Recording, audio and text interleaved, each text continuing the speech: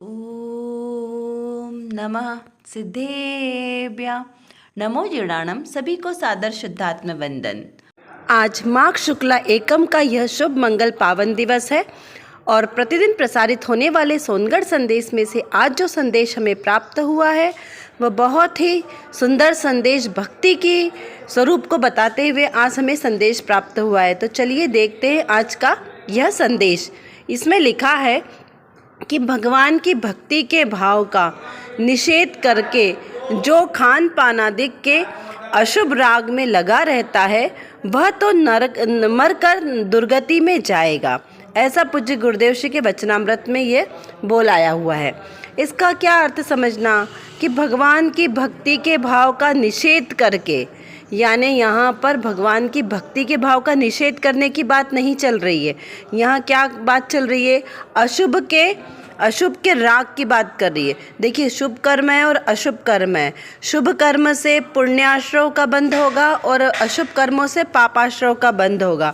और जो शुद्ध परिणाम है, एकमात्र आत्मा के लक्ष्य से, द्रव्य दृष्टि के लक्ष्य से जो परिणाम होंगे वो शुद्ध परिणाम होंगे।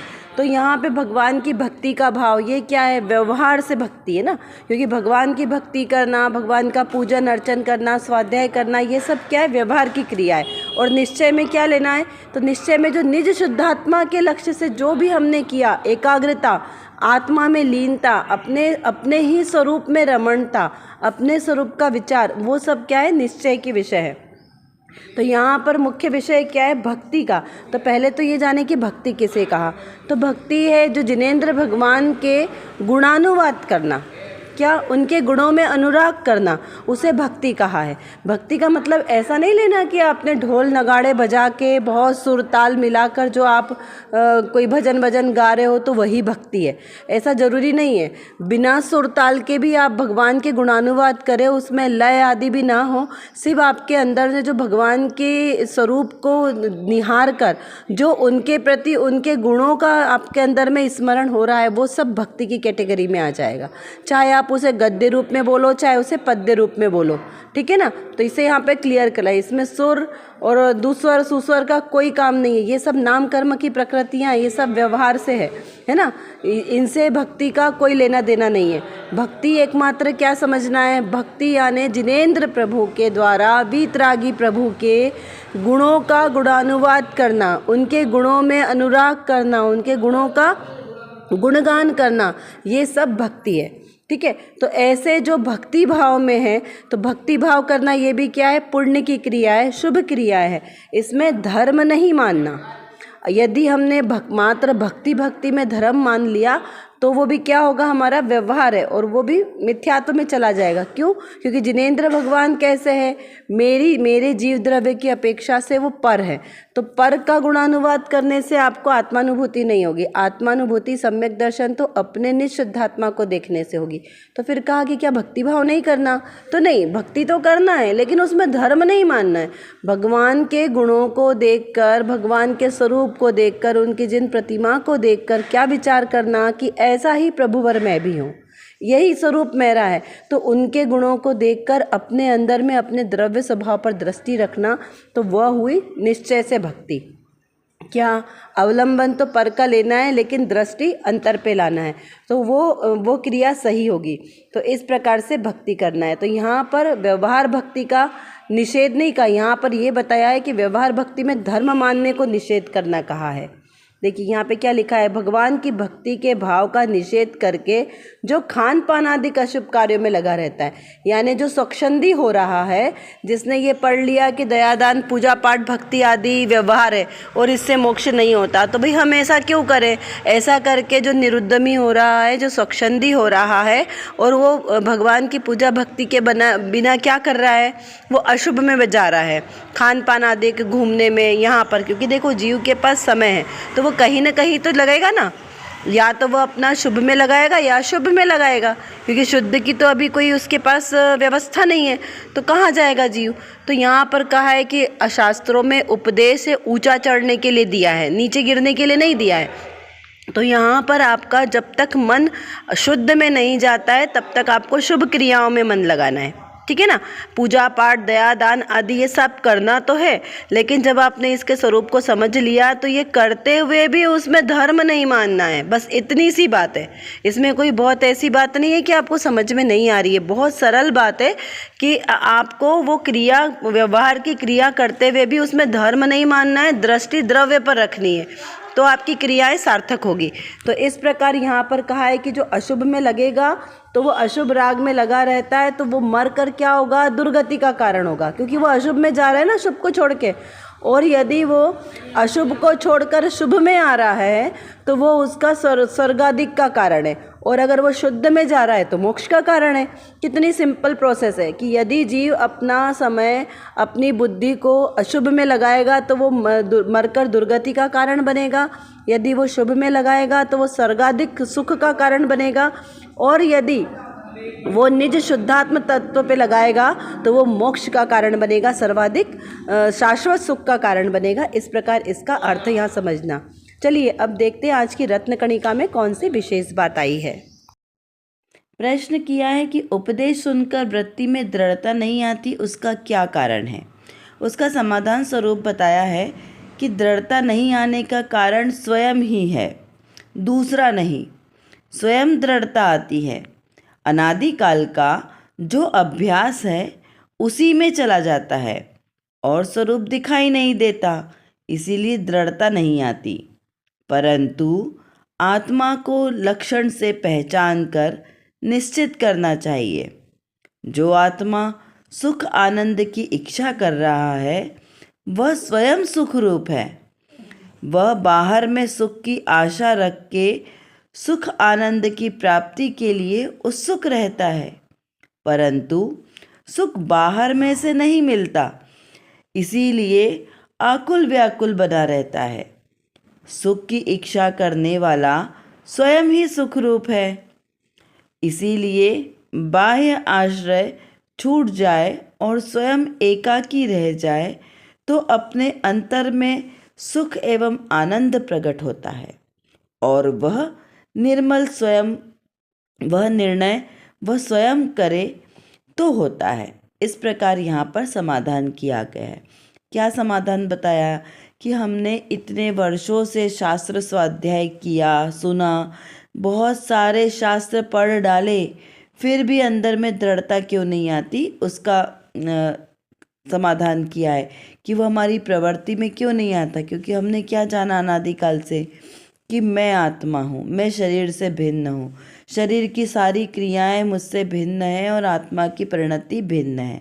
ये हमने जान लिया, फिर भी हमारा इस शरीर के प्रति इतना एकत्वपना क्यों है, संसार परिवार के लोगों के प्रति इतना ममत्वपना क्यों है। क्योंकि ना तो हमारा परद्रव्य मेरा है और ना मैं उसका हूँ, ये हमने जाना तो है, पर दृढ़ता में क्यों नहीं आया।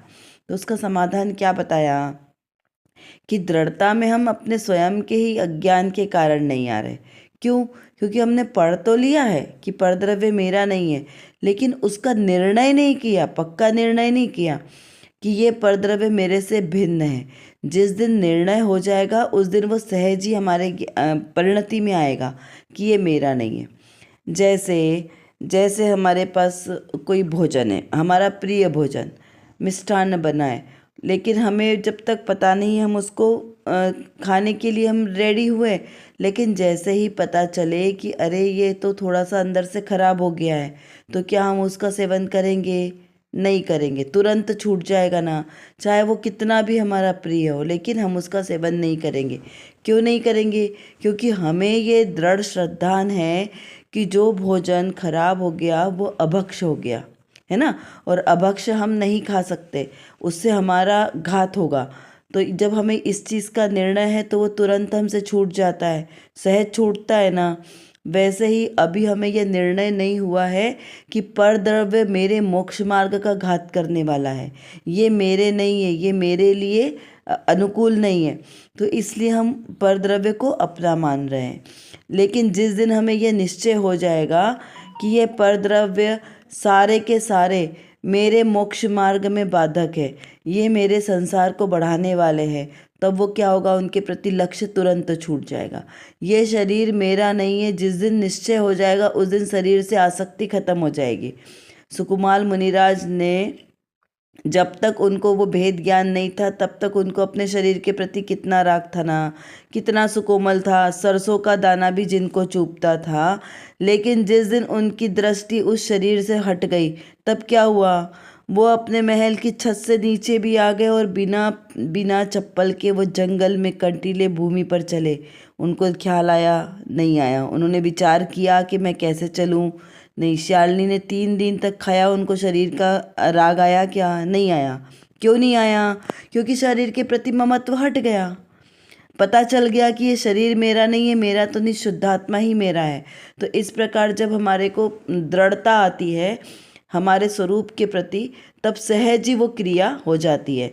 तो अभी अगर हमें दृढ़ता नहीं आ रही है तो इसका मतलब क्या है कि हमारा निर्णय कच्चा है। तो अब हमें करने योग्य कार्य क्या करना है? अपने निर्णय क्षमता को बढ़ाना है कि मैं और ये शरीर दोनों कैसा है, भिन्न भिन्न है। जब पुरुषार्थ सहज होगा तो हमारे सुख का साधन सहज ही हमें सुलभता से प्राप्त होगा।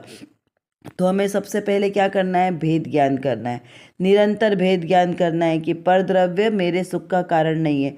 सुख स्वरूपी आत्मा मैं ही हूँ, मेरे ही अंदर सुख भरा है, कहीं बाहर से सुख नहीं आता। सुख मेरे अंदर है और मेरे ही अंदर मुझे सुख मिलेगा, बाहर में सुख कहीं नहीं मिलेगा। मृग मरीचिका की तरह हम सुख ढूंढेंगे लेकिन सुख नहीं मिलेगा।